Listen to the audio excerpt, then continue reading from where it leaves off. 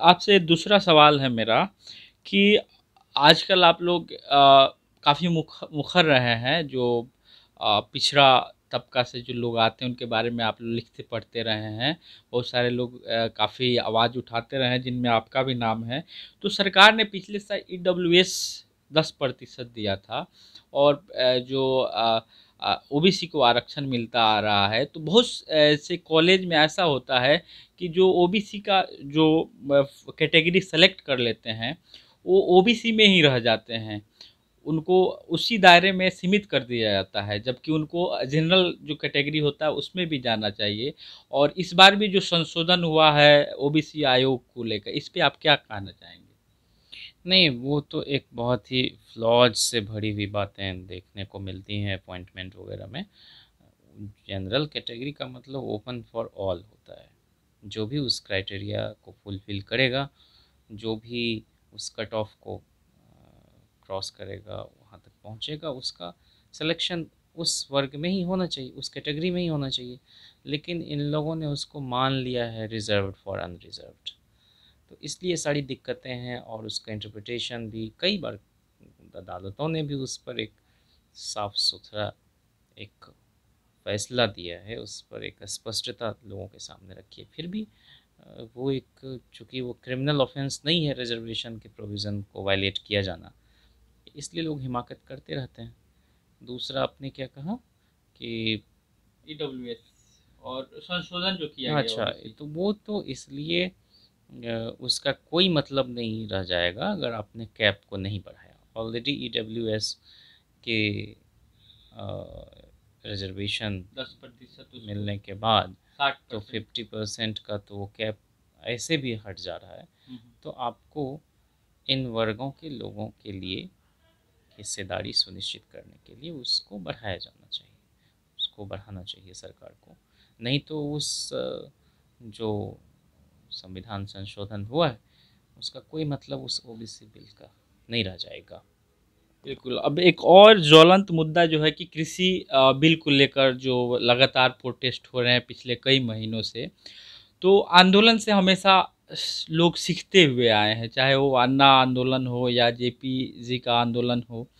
तो इस आंदोलन को आप किस तरह देख रहे हैं, जो किसानों का जो दिल्ली के अलग अलग बॉर्डरों पे चल रहा है पिछले कई महीनों से? इस आंदोलन को आप कैसे देखते हैं और इसका राजनीतिक महत्व क्या है? इस पे आप थोड़ा सा हर बात। आंदोलन की अपनी गति की होती है, हर आंदोलन का कुछ न कुछ हासिल होता है।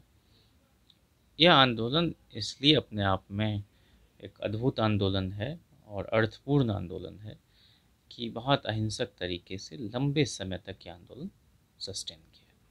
और उसके पीछे यही वजह है कि इस देश को सींचने वाले, इस देश को पालने वाले लोगों ने अपने तय ये आंदोलन खड़ा किया। और वो तीनों जो कानून हैं वो बहुत ख़तरनाक कानून हैं। वो सिर्फ न्यूनतम समर्थन मूल्य से जुड़ी हुई बात नहीं है। वो एसेंशियल कमोडिटीज़ जो है, जो आवश्यक वस्तु को बाहर किया गया है, उन वस्तुओं को, उन ग्रेन्स को, उन खाद्यान्न को जो हर व्यक्ति के रोज़मर्रा की ज़िंदगी में शामिल है। तो फिर उस पर जो है काला बाज़ारी, उस पर जमाखोरी, मुनाफाखोरी, ये सब शुरू हो जाएगा। जैसे प्याज वगैरह का स्टॉक करके आदमी और उसका दाम बढ़ा देता है और उसमें सरकार की मिली भगत सब कुछ होती। तो वैसे ही गेहूँ, चावल जो है, मकई, वो सब भी आप उसी तरह से आप उसके भी दामों को बेतहाशा बढ़ते हुए देखेंगे। ये कॉन्ट्रैक्ट फार्मिंग वगैरह सब का मामला है, उसमें पूंजीपति वगैरह को ये एक तरह से उनकी मनमानी हो जाएगी। उस ज़मीन पर क्या उपजाएगा नहीं उपजाएगा वो कोई किसान के हाथ में नहीं रह जाएगा। किसी का मन होगा गुलाब की खेती करेंगे, जैसे नील की खेती ज़बरदस्ती कराई जाती थी, तो आप ही के इलाके से वो आंदोलन चंपारण बढ़ा। से बिल्कुल। तो इन खतरों को वो लोग समझ रहे हैं जो लोग उस आंदोलन का हिस्सा हैं। और जिन लोगों तक बात नहीं पहुंची है वहां तक वो बातें पहुंचाई जा रही। राष्ट्रीय जनता दल ने पैम्फलेट वगैरह के ज़रिए ब्लॉक से लेकर डिस्ट्रिक्ट तक, राजधानी तक सब जगह धरना प्रदर्शन किया, लोगों को उसके बारे में अवगत कराया। और लगातार हाउस में भी तेजस्वी जी सवाल उठाते रहे। यहाँ पार्लियामेंट में एक हाउस में तो हमारे कोई नुमाइंदे हैं नहीं, राज्यसभा में मनोज जी ने लगातार उस पर बहस की है, सरकार का ध्यान आकृष्ट किया है। तो उस आंदोलन ने महिलाओं को, बच्चों को, बुजुर्गों को, सबको सड़क पर लाया है और लंबे समय से पूरा का पूरा परिवार उसमें शामिल रहता है। किसान परिवार में सिर्फ पुरुष नहीं, उसकी महिलाएं, उसके बच्चे, सब लोग इन्वॉल्व होते हैं और तब इस धरती को सींचते हैं। तो इसलिए देश दुनिया उसको देख रही है, उस आंदोलन को। फिर भी सरकार अगर उस पर नहीं विचार कर रही है तो ये बहुत ही दुर्भाग्यपूर्ण है। लेकिन वो जज्बे, जब बहुत लोग शहीद हुए हैं उस किसान आंदोलन में, कड़कड़ाती ठंड में, तो चौधरी चरण सिंह जी का यह देश है, लाल बहादुर शास्त्री का देश है। तो इसलिए यहाँ पर महेंद्र सिंह टिकैत जी का देश है, सर छोटू राम का देश है। तो ये लोग डिग नहीं रहे और उनके हौसले आज भी बुलंद हैं। चरण सिंह जी कहते थे किसान की एक आंख जो है वो खेतों की मेड़ पर और दूसरी आंख दिल्ली के लाल किले पर होनी चाहिए। मतलब यही था कि आपके हितों का सौदा कोई सरकार ना कर ले। तो इसलिए ताऊ देवीलाल जी हों या चरण Singh ji, 2 rally boat club पर कर देते थे, दिल्ली का शासन हिलने लगता था। आज लोकलाज से सरकार नहीं चल रही है, इसलिए उनकी बातें नहीं सुनी जा रही हैं।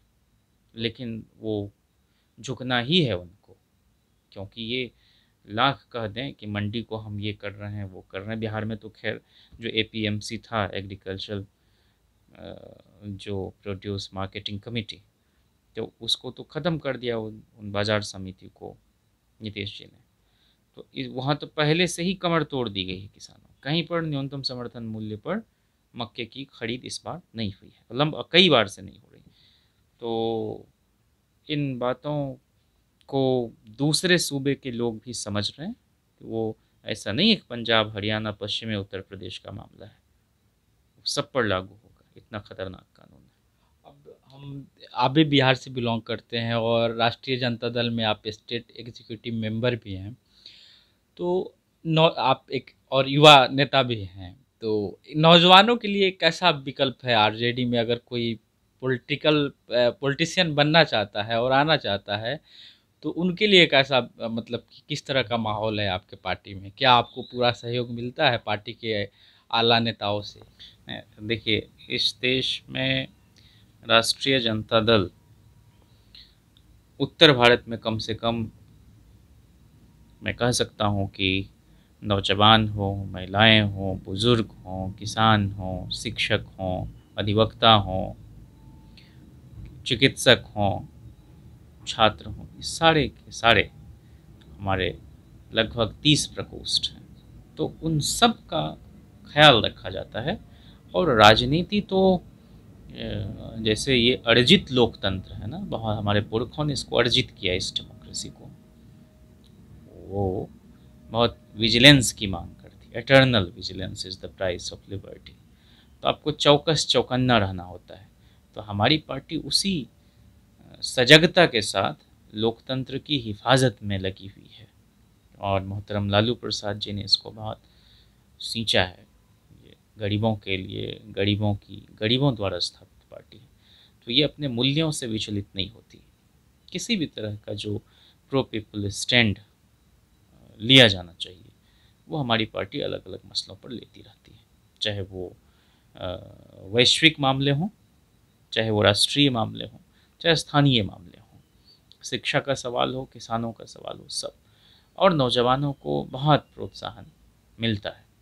तेजस्वी जी जब से डिप्टी चीफ मिनिस्टर रहे, उसके पहले से भी उन्होंने 2010 वगैरह से ही बहुत मेहनत की है। अलग अलग ज़िलों का दौरा किया, टाउन हॉल में छोटे छोटे प्रोग्राम हुआ करते थे। तो यूथ को जोड़ने की उनकी बड़ी कोशिश रही है। और मेरे जैसे लोग आज दल में हैं, तो ये स्वाभाविक है कि उनके नेतृत्व का असर है और उनके नेतृत्व में जो एक सर्व समावेशीपन है, ये सारे समूह को साथ लेकर चलना, ये उन्हीं की पहल थी कि हमारी पार्टी इस देश की इकलौती पार्टी मैं समझता हूँ कि है जिसने दलितों, आदिवासियों, अति पिछड़ों को सांगठनिक चुनावों में आरक्षण दिया, उनके लिए सीटें रिजर्व की, वो ब्लॉक से लेकर डिस्ट्रिक्ट लेवल तक। तो यह दल जो है आगे चल के यही रीजनल फोर्सेज जो ओरिजिनल फोर्सेज लालू जी कहते थे, वो सही मायने में अलग अलग इशू पर अभी कास्ट सेंसस का जो विमर्श चल रहा है उसमें ये आपने ओबीसी बिल पर सवाल किया, तो ये ज़रूरी है कि वो कराई जाए। और तेजस्वी जी ने तो प्रस्ताव ही दिया था जातिगत जनगणना को लेकर मुख्यमंत्री नीतीश कुमार जी को, कि बयान आ गया है नित्यानंद राय जी का सरकार की तरफ से पार्लियामेंट में कि हम नहीं कराने जा रहे हैं।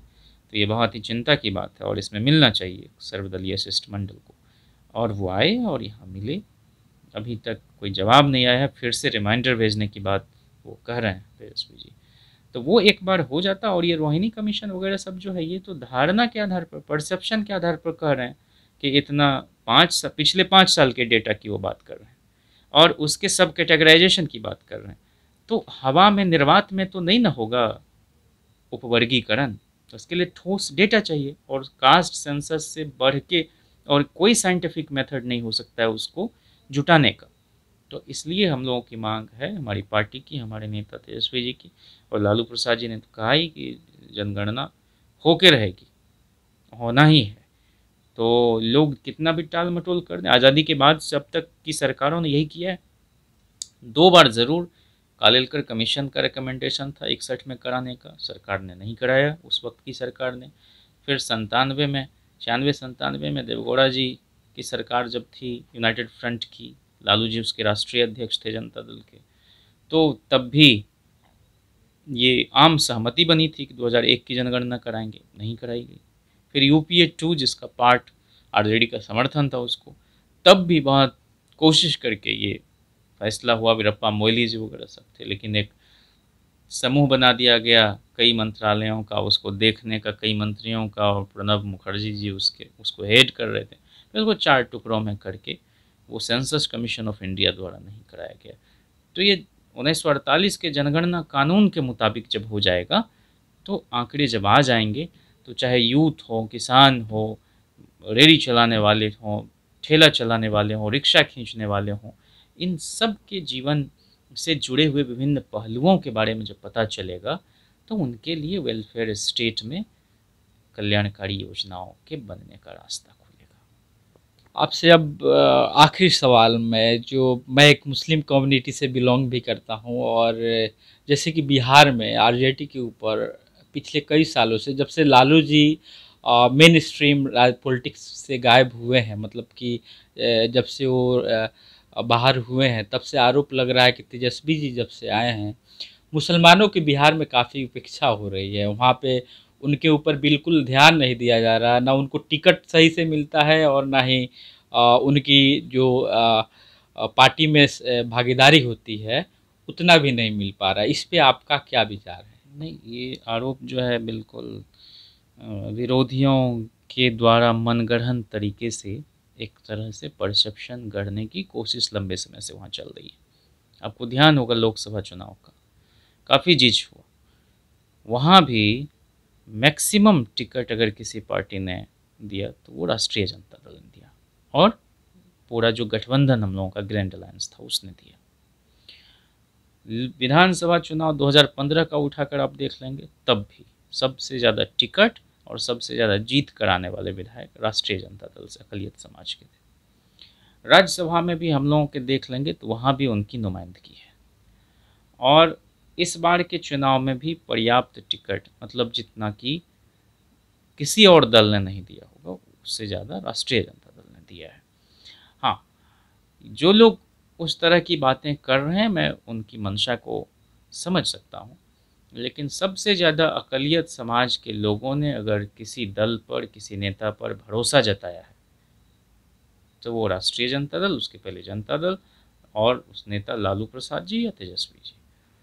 और उसके पीछे वजह है कि हम लोगों ने कभी भी फ़िरका परस्त ताकतों के साथ हाथ नहीं मिलाया। ये क्रेडेंशियल, इस सेकुलर क्रेडेंशियल को हमेशा बचा के रखा जाएगा। लालू जी इसलिए- तक तो नहीं, दिक्कत नहीं, लेकिन तेजस्वी जी यादव के आने के बारे बाद ये आरोप लग में- रहा है। तेजस्वी जी के बारे में जो लोग इस तरह की बातें करते हैं वो तेजस्वी जी की शख्सियत से ठीक से वाकिफ नहीं है। अब तेजस्वी जी बहुत ज़्यादा अनावश्यक बोलते नहीं हैं, वो जो करना होता है वो कर देते हैं, और वो उनके एक्ट से आपको देखना चाहिए। आप सूची मंगा लीजिए 2020 में जिन जिन लोगों को टिकट दिया गया, सबसे ज़्यादा अकलियत समाज के लोगों को टिकट अगर किसी ने दिया तो आरजेडी ने, सबसे ज़्यादा अति पिछड़े समाज को 24, उतना तो जेडीयू ने भी नहीं दिया अति पिछड़े समाज को, वो उसी तरह से बाकी समाज को। तो महिलाओं को सबसे ज़्यादा टिकट 10 महिलाओं को आरजेडी ने दिया था, और 10 में 10 ने जीत 2015 में की। इस बार उससे ज़्यादा टिकट दिया गया, हमारी हार हो गई बहुत सारी सीटों पर। लेकिन इसका मतलब ये नहीं कि हम आगे उसको कंटिन्यू नहीं करेंगे, हमारे लीडर कंटिन्यू नहीं करेंगे। तो इसलिए नहीं, मैं बिल्कुल अल्पसंख्यक की बात कर रहा हूँ। आप पूरे लालू राबड़ी शासनकाल में जितने मिनिस्टर अल्पसंख्यक समाज के हुए, जितने राज्यसभा मेंबर, जितने एमएलसी, वो उठाकर देख लीजिए बाकी पार्टियों। आप ये कह रहे हैं कि लालू जी के समय में ऐसा था अभी नहीं है, ये बिल्कुल सरासर गलत है। तेजस्वी जी तो 15 में डिप्टी सीएम बन चुके थे, पीडब्ल्यूडी मिनिस्टर, पिछड़ा अति पिछड़ा वर्ग के कल्याण के लिए जो मंत्रालय है वो भी उन्हीं के जिम्मे था। उसके बाद ही ना ये अशफाक करीम साहब राज्यसभा गए हैं, 18 में ही ना, कटिहार वाले। तो ये तो तेजस्वी जी के समय हुआ है, लालू जी तो जेल में थे उस वक्त, तो आपको ध्यान होगा।